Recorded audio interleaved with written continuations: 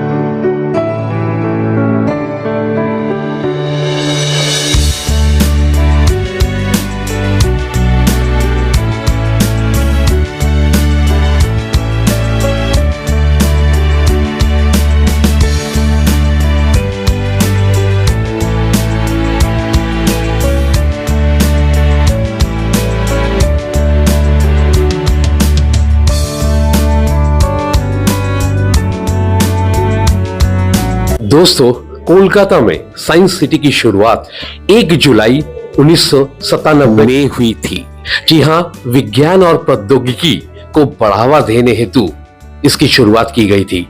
और इस बारे में चर्चा करने के लिए आज हमारे बीच साइंस सिटी के PRO none other than Satyajit Singh मौजूद है। पहले तो हार्दिक शुभकामनाएं। आज हम लोग 2025 में हैं। अमूमन 26 साल गुजर गए हैं, क्या कुछ बदलाव देखने को मिला है सर?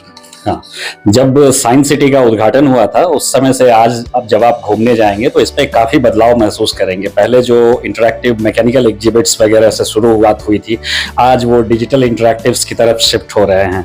आप जब हम देखेंगे साइंस सिटी में एक स्पेस थिएटर हुआ करता था जो अभी पूरी तरह से 3D डिजिटल में काम कर रहा है। 23 मीटर डोम का वो डिजिटल थिएटर इंडिया में पहला है।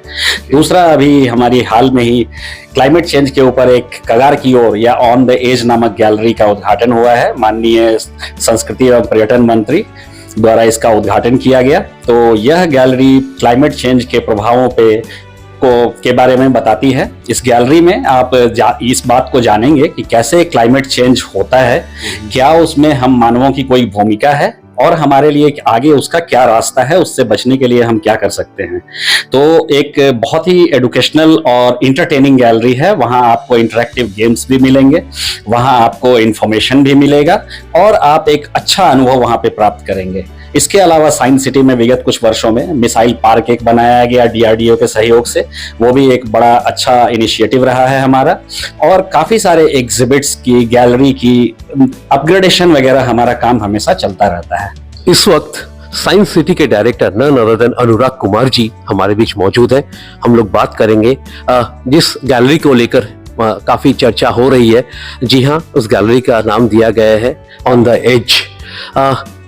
हम लोग बात करेंगे ऑन द एज किस विषय पर मतलब बात करती है। सर, पहले तो ये जानना चाहेंगे कि जो मतलब ये जलवायु परिवर्तन के बारे में काफी मतलब चर्चा हो रही है, उसी के मद्देनजर आप लोगों ने इस गैलरी की शुरुआत की है। कुछ बताएं सर। इस गैलरी की आज के परिप्रेक्ष्य में देखा जाए तो सबसे ज्यादा आवश्यकता है किसी भी साइंस सेंटर में, जहां पर विजिटर जो करंट इश्यूज हैं साइंस से रिलेटेड उसको जानना चाहता है। और नेचुरली हम लोगों ने सोचा कि अब क्लाइमेट चेंज जो है वो कोई ऐसी घटना नहीं है जो हमसे बहुत दूर हो रही है और उससे हमको कोई मतलब नहीं है, क्योंकि क्लाइमेट चेंज ऐसी घटना है जो कहीं भी हो, वो आर्कटिक पे भी होती है तो उसका असर सुंदरबंस पे होता है। तो इस वजह से लोगों को इसके बारे में जानना आवश्यक है कि इससे क्या क्या प्रभाव पड़ रहे हैं, इसके कारण क्या हैं और इनसे कैसे बचा जा सकता है, इनसे कैसे लड़ा जा सकता है, इनसे कैसे बचा जा सकता है। तो इन सब विषयों पे हमने यहाँ पे जानकारी कलेक्ट की है और एक अच्छे डिस्प्ले के तौर में उसको विजिटर के सामने में रखने की कोशिश की है। जैसा आप बता रहे हैं कि ये गैलरी काफी चर्चा में आई है, मुझे उम्मीद है कि विजिटर्स की तरफ से भी अच्छा रिस्पांस मिलेगा उसको। এই মুহূর্তে আমাদের মধ্যে সায়েন্স সিটি কিউরেটর নন আদার দেন শুভশঙ্কর ঘোষ বাবু উপস্থিত রয়েছেন। আমরা জানবো যে এই অন দ্য এজ যে গ্যালারির উদ্ঘাটন হয়েছে কদিন আগেই, সেটা কিভাবে জনগণকে আকৃষ্ট করছে। প্রথমত সাধুবাদ জানাই এরকম একটা উদ্যোগ নেওয়ার জন্য। একটু জানান আমাদের কিভাবে মানে খুব চর্চায় এসে গেছে এই গ্যালারিটা, মানে কিভাবে মানে লোকে এনজয় করবে এখানে আসলে। আমরা যখন এই গ্যালারিটার প্ল্যানিং করি সেই সময়টা তার আগে আমরা ভিজিটারদের সার্ভে করি, মানে লোকেদেরকে থেকে জানতে চাই যে জলবায়ু পরিবর্তন বা ক্লাইমেট চেঞ্জটা আজকের দিনে একটি বার্নিং ইস্যু। তো মানুষের এটা সম্বন্ধে ধারণাটা কি, হোয়াট ইজ ক্লাইমেট চেঞ্জ বা ওনারা কি চিন্তা ভাবনা করেন। তো খুব অদ্ভুত অদ্ভুত উত্তর পাই আমরা। তার মধ্যে যে উত্তরটা পাই সেটা হচ্ছে যে ক্লাইমেট চেঞ্জ হচ্ছে হয়তো এই মেরু অঞ্চলে, হয়তো পোলার বিয়ার মারা যাচ্ছে বাট আমার কিছু হবে, এরকম কিছু পাই আমরা। আর তারপরে আবার এরকমও উত্তর পাই যে ক্লাইমেট চেঞ্জ আগেও হয়েছে পৃথিবীর বুকে, তাই ডাইনোসর একসময় ছিল এখন আর নেই, তাই ক্লাইমেট চেঞ্জটা একটা ন্যাচারাল ইভেন্ট, এটায় মানুষের কোনো রোল নেই, তাই আমাদেরও কিছু করার নেই। আর তৃতীয় গ্রুপ এরকম ছিল যে এতে আমাদের কি করণীয়, তো গভর্নমেন্টের কাজ, কিছু করতে হলে গভর্নমেন্টকে করতে হবে।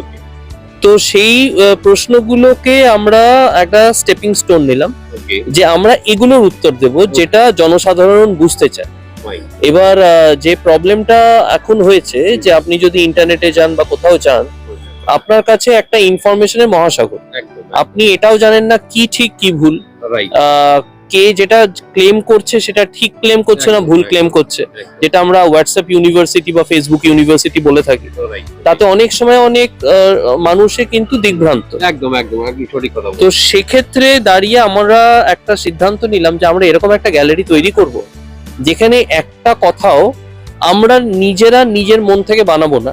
এই কথাগুলো সবই ইন্টারন্যাশনাল অর্গানাইজেশন এবং আমাদের যে বৈজ্ঞানিক মহলে যেটা বলছে, যেটা সাধারণ মানুষের বুঝতে অসুবিধা হয় সেটাকে আমরা সেরকম ভাবে তুলে ধরবো, যাতে কি এটা বুঝতে কিন্তু আপনার কোনো বিজ্ঞান লাগে না, এটা বুঝতে আপনার কোনো বয়স লাগে না, এবং আপনি খেলার ছলে বোঝেন। সেটা হচ্ছে সব থেকে বড় ব্যাপার, যে খেলতে খেলতে বা এরকম একটা এনভায়রনমেন্টে আপনাকে নিয়ে যাওয়া হয় যে আপনার মনে হয় আপনি ওই এনভায়রনমেন্টেরই একটা অংশ। যেমন ধরুন এখানে আমরা ভিজিটরকে নিয়ে যাব একটা বরফের ঘরের মধ্যে, বা ভিজিটর সমুদ্রের তলে গিয়ে কোরাল গুলোকে নিজের চোখের সামনে দেখবে, বা এরকমও হবে যে স্লেজ গাড়িতে উঠে ও বরফের উপর দিয়ে ছুটবে। তো এইটা করতে যাওয়ার জন্য কিন্তু কোনো পড়াশোনা লাগে না, এটা শুধু আনন্দ। কিন্তু তার মাধ্যমে আমরা মেসেজটা দিতে থাকছি যে এর সঙ্গে ক্লাইমেট চেঞ্জের সম্পর্কটা কি, এবং তারপরে এই যে আমরা বলছি যে এটার কারণ হচ্ছে আমরা হিউম্যান, বিকজ এখন যে যুগ দিয়ে আমরা যাচ্ছি এটাকে আমরা বলি we are addicted to oil, fossil fuel. আমরা ফসিল ফুয়েল ছাড়া আমরা কিন্তু কিছু করতে পারি না। এই যে ধরুন আপনি আমার ইন্টারভিউটা নিচ্ছেন এই সময়, এইখানেও কিন্তু যে এনার্জিটা আপনার ক্যামেরা ইউজ করছে সেটাও কিন্তু ফসিল ফুয়েল থেকে আসছে। তো we are all addicted to that. আমরা এটা থেকে বেরোতে পারছি না বা পারবো না, তাহলে উপায়টা কি? এবং বৈজ্ঞানিকরা কি বলছেন যে সত্যি কি মানুষ দায়ী? সেটা যখন প্রমাণ করে দেওয়া যাচ্ছে যে হ্যাঁ মানুষ দায়ী এবং সেটা সাধারণ মানুষের কাছে পৌঁছে দেওয়া যাচ্ছে, তার পরের প্রশ্নটাই আসে যে করতে কি পারবো, আমি কি করবো। সেই কিছু ট্রু স্টোরি আমরা এখানে পুট আপ করেছি। যেরকম ধরুন আমরা সোনাম ওয়াংচুক, 3 ইডিয়টস খ্যাত সোনাম ওয়াংচুক, উনি লাদাখে এমন একটা স্ট্রাকচার তৈরি করেছিলেন যেটাকে বলা হয় আইস স্তূপ, যাতে 150,000 লিটার্স জলকে স্টোর করে রাখা হয়, এবং that is without electricity, without pump, without anything, এবং সেটা কয়েক মাস ধরে স্টোর হয়ে থাকে, যেটা কিনা গরমকালে ওই গলে যাওয়া জল থেকে ওরা চাষবাস করে। এটা কিন্তু সেখানে রিক্রিয়েট করা হয়েছে। তো এরকম কিছু রিয়েল এক্সাম্পলস আমরা ওখানে রেখেছি, যেটা আমরা বিশ্বাস করি যে আমাদের বাংলা হচ্ছে ইন্টেলিজেন্টদের জায়গা। এই স্টোরিগুলো হয়তো ওনাদেরকে মোটিভেট করবে to take up something new, যে নতুন কিছু করা যায় কিনা। তো এই বিষয়গুলোকে নিয়ে আমাদের গ্যালারির পার্ট একটা, যেখানে কষ্টটা দেখানো হয়েছে, তারপরে বিজ্ঞানটা দেখানো হয়েছে, এবং তারপরে সাধারণ মানুষ নিজের জায়গায় থেকে কি কি করতে পারে যাতে কিনা ও এই জলবায়ু পরিবর্তনকে কিছুটা হলেও কম করতে পারে। সেই জন্যই আমার মনে হয় ভিজিটররা এই গ্যালারিটাকে পছন্দ করবে। सर एक चीज और पूछना चाहेंगे कि मतलब अगर बच्चे वहाँ पे पहुँचते हैं तो उनको क्या देखने को मिलेगा? हाँ, साइंस सिटी में अगर बच्चे जाते हैं तो वो एक नया इनिशिएटिव हम लोगों ने शुरू किया है, जो हम लोग वहाँ पे एग्जिबिट्स के साथ खेलते हैं, साइंस पार्क में जाते हैं। तो एक पिकनिक गार्डन भी शुरू किया गया है साइंस सिटी में अभी हाल में, जहाँ पे कोई भी स्कूल ग्रुप हो, कोई फैमिली हो, वो लोग उसको बुक कर सकते हैं, बुक करके, और बहुत ही रिलायबल, बहुत ही कम कॉस्ट में वो अवेलेबल है। जो फैसिलिटी अदर सुविधा कैलकाटा के अदर दूसरे जगहों पे वो काफी दाम में उपलब्ध है, वो बहुत कम रेट में वहाँ उपलब्ध है। वहाँ गार्डन है, वहाँ प्लेग्राउंड है, बहुत सारी चीजें हैं जो बच्चे जाके अपने स्कूल ग्रुप के साथ, फैमिली वाले अपने घर के लोगों के साथ, रिश्तेदारों के साथ, दोस्तों के साथ जाके अच्छे से एंजॉय कर सकते हैं। प्लस जो हमारा एग्जिबिट्स वगैरह है वो काफी अपग्रेड हुआ है बच्चों को देखने के लिए। जो आप हमारे डिफरेंट सेक्शंस में साइंस सिटी में विजिट करेंगे तो उनको अच्छा लगेगा। एक डायनासोर का पूरा सेक्शन है प्री हिस्टोरिक, तो डार्क राइड करके हम लोग उसको बोलते हैं, साइंस एक्सप्लोरेशन हॉल में वो उपलब्ध है। तो एक ट्रॉली पे बैठ करके और वो यात्रा करेंगे कि जीवन की शुरुआत कैसे हुई और वो आगे कैसे बढ़ता है। तो उसमें डिफरेंट डायनासोर्स आपको मिलेंगे, मैमथ मिलेंगे, ये सारी चीजें उनको देखने में मिलेगी वहां पे। तो वो काफी एंजॉय करते हैं, डायनासोर और बच्चों में बड़ा लगाव होता है, वो देख के बड़े एक्साइटेड होते हैं। तो वो सारी चीजें वहां पे आपको मिलेगी साइंस एक्सप्लोरेशन हॉल के डार्क राइड में, और बहुत अफोर्डेबल चार्ज में सब मिलता है। जो साइंस सिटी के कलकत्ता के और दूसरी फैसिलिटी में आप देखें तो उसी का 10 गुना 8 गुना ज्यादा चार्ज होता है। ये जो नेचुरल रिसोर्सेस जिसको लेकर हम बात करते हैं कि मतलब इन सब चीजों को ध्यान में रखना चाहिए ताकि ये लुप्त ना हो जाए जल्द से जल्द, इस वजह से मतलब ये जलवायु परिवर्तन को देखा जा रहा है, या इसके अलावा प्रदूषण भी एक बहुत बड़ा कारण माना जा रहा है? आपको क्या लगता है? देखिए, इसके विषय में हमारे संस्कृति मंत्री जो इनॉग्रेशन के लिए आए थे, उन्होंने एक बड़ी अच्छी बात कही कि हम जो हैं वो इस पृथ्वी के कस्टोडियन हैं, इसके मालिक नहीं है। तो हमको कस्टोडियन है किसके लिए? अपने नेक्स्ट जनरेशन के लिए। जैसे हमारे प्रीवियस जनरेशन ने हमारे लिए ये पृथ्वी छोड़ी थी, हमारी जिम्मेदारी बनती है कि हम अगले जनरेशन के लिए वैसे ही पृथ्वी को छोड़कर जाएं। और इसलिए जितने भी नेचुरल रिसोर्सेज हैं उसको हम एक कस्टोडियन के से जैसा यूज करें, एक ओनर के जैसा ना यूज करें। और वो एक बहुत जरूरी चीज है जिसके बारे में लोगों को जानना चाहिए। और दूसरा है कि किसी भी चीज के ओवर यूज से आज जो हम ये फेस कर रहे हैं क्लाइमेट चेंज, आप देखिए कि जैसे ही इंडस्ट्रियलाइजेशन शुरू हुआ लगभग 1800 और उसके बाद, तो उसके बाद से सडनली हमारा क्लाइमेट चेंज होने लगा। और उसका कारण क्या है? क्योंकि हमने फॉसिल फ्यूल्स को जरूरत से ज्यादा, आवश्यकता जितनी थी उससे बहुत ज्यादा इस्तेमाल किया। और न सिर्फ फॉसिल फ्यूल, हमने जंगलों को काटा, बेदर्दी से काटा। कुछ भी हमने ध्यान नहीं दिया कि इसका आगे चल के क्या असर होने वाला है, और उसी का परिणाम हम आज देख रहे हैं चारों ओर। तो बहुत आवश्यकता है कि हम अपने रिसोर्सेज को सही ढंग से इस्तेमाल करें। लोग बोलते हैं कि जलवायु परिवर्तन इतनी बड़ी ग्लोबल फिनोमेना है, उसमें मेरा क्या रोल है? मेरा रोल ये है कि मैं जब रूम से बाहर निकलता हूं तो लाइट ऑफ कर दूं। मेरा रोल ये है कि मैं मोबाइल से बेतहाशा वीडियोस और फोटोग्राफ्स नहीं बनाता रहूं, क्योंकि उसका भी असर होता है। मोबाइल से जितने भी हम वीडियो फोटो बनाते हैं वो स्टोर कहाँ होता है? वो क्लाउड में स्टोर होता है। क्लाउड के लिए हम कितने किलोवाट्स, मेगावाट्स एनर्जी खर्च कर रहे हैं क्लाउड स्टोरेज की फैसिलिटी को मेंटेन करने के लिए। तो यदि मैं तो हमेशा बोलता हूं कि आपके ईमेल में यदि 3000 जंक मेल हैं, आप उसको डिलीट कर दीजिए, तो आप एनवायरनमेंट की रक्षा करेंगे। तो ऐसी बहुत सारी छोटे छोटे स्टेप्स हैं जिसको कि हर इंडिविजुअल ले सकता है और जलवायु परिवर्तन को रोकने में योगदान दे सकता है। सर, सप्ताह में कितने दिनों तक ये खुला रहता है? हमारा जो भी साइंस सेंटर है, साइंस सिटी 363 दिन खुला रहता है। एक होली और दिवाली को बंद होता है। हमारे अन्य सेंटर भी जो national council of science museum के अंदर आते हैं, वो सभी 363 दिन खुले रहते हैं और 9:30 से 6 के बीच तक ये खुला रहता है। से एक और बात आ रही है, आर्टिफिशियल इंटेलिजेंस क्या इन सब विषयों में कारगर साबित हो सकती है क्या? देखिए, आर्टिफिशियल इंटेलिजेंस का पोटेंशियल बहुत है। अभी तो बहुत नेसेंट स्टेज में है आर्टिफिशियल इंटेलिजेंस, लेकिन जितना पोटेंशियल आर्टिफिशियल इंटेलिजेंस का है उसको देखते हुए लगता है कि इसको बहुत इफेक्टिवली और इंटेलिजेंटली हम यूज कर सकते हैं टू प्रिवेंट क्लाइमेट चेंज। और आने वाले दिनों में इस पे बहुत सारे काम हो भी रहे हैं पूरे वर्ल्ड वाइड में। क्लाइमेट चेंज, क्योंकि क्या है कि देखिए, डेटा कलेक्शन एक बहुत बड़ा इंपॉर्टेंट चीज है, और उसके बाद जब हमारे पास ढेर सारा डेटा आ जाता है तो हम मशीन को सिखा सकते हैं, जिसको जो मशीन को हम उस डेटा के आधार पर सिखा सकते हैं। और हमको ये पता चलेगा, मान लीजिए कि सुंदरवन का फॉर एग्जांपल हम लेते हैं कि वहां पे समुद्र तल कैसे बढ़ रहा है, वहां खेती पे क्या असर हो रहा है, वहां के जनजीवन पे क्या असर हो रहा है। ये हम यदि पिछले 8-10 साल का डेटा कलेक्ट करते हैं और उसको हम आर्टिफिशियल इंटेलिजेंस यूज करके प्रोजेक्ट कर सकते हैं कि यदि यही चलता रहा तो आगे क्या होगा, और इसको डिसरप्ट करने के लिए हमको क्या करना है। ये सब बहुत सारी चीजें हैं जो हम आर्टिफिशियल इंटेलिजेंस को यूज करके हेल्प ले सकते हैं उसका क्लाइमेट चेंज को अवॉइड करने के लिए। टिकट का जो मूल्य है उसके बारे में जिक्र कर रहे थे, थोड़ा बता दीजिए दर्शकों को। साइंस सिटी का जो अभी एंट्री टिकट है वो 70 रुपए का है, मात्र 70 रुपए। वो बहुत सारी चीजों से कम दाम है आपका, तो उसमें आप जा करके और बहुत सारी फैसिलिटी देख सकते हैं। फिर उसके अंदर में आपको 3D थिएटर और स्पेस थिएटर का और साइंस एक्सप्लोरेशन हॉल का अलग से टिकट लेना पड़ता है, वो भी काफी अफोर्डेबल रेट में है। सर, कितने बजे से कितने बजे तक खुला रहता है? 9:30 से 6 तक हमारा साइंस सिटी खुला रहता है और कभी भी जा करके देख सकते हैं, 7 दिन ये खुला है। सर, अगर आंकड़े की बात करते हैं तो प्रत्येक दिन कितने फुटफॉल मतलब आप लोग एक्सपेक्ट करते हैं? देखिए, साइंस सिटी में लगभग पूरे साल में लगभग 16-16.5 लाख विजिटर्स आते हैं। जो नॉर्मल डेज होता है उसमें लगभग 3000 3,500 विजिटर्स तक आते हैं। जो पीक डेज होते हैं उसमें 30,000 तक भी चले जाते हैं कभी कभी।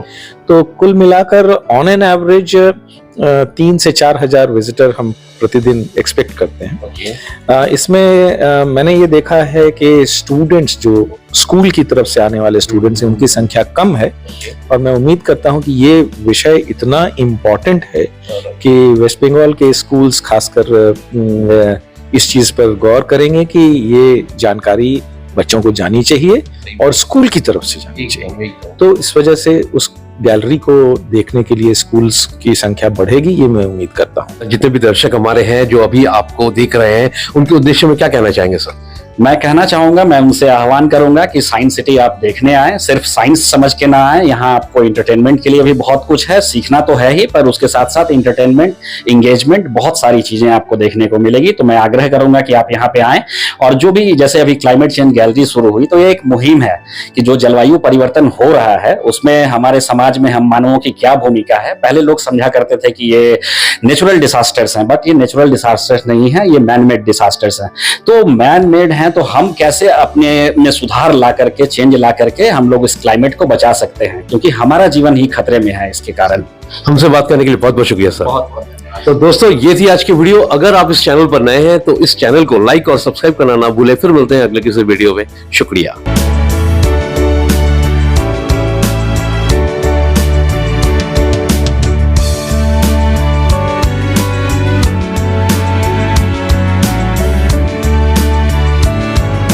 Exclusive jewellery collection DTC London द्वारा best showroom award winner RR Agarwal jewellers, Kolkata Jaipur के बाद अब रौरकेला में भी RR अग्रवाल ज्वेलर्स, रिश्ता भरोसे का। নমস্কার, আমি ঋতুপর্ণা সেনগুপ্তা। 24/7 তাজা সমাচারের জন্য রইল আমার অনেক অনেক শুভেচ্ছা, ভালোবাসা। All the best.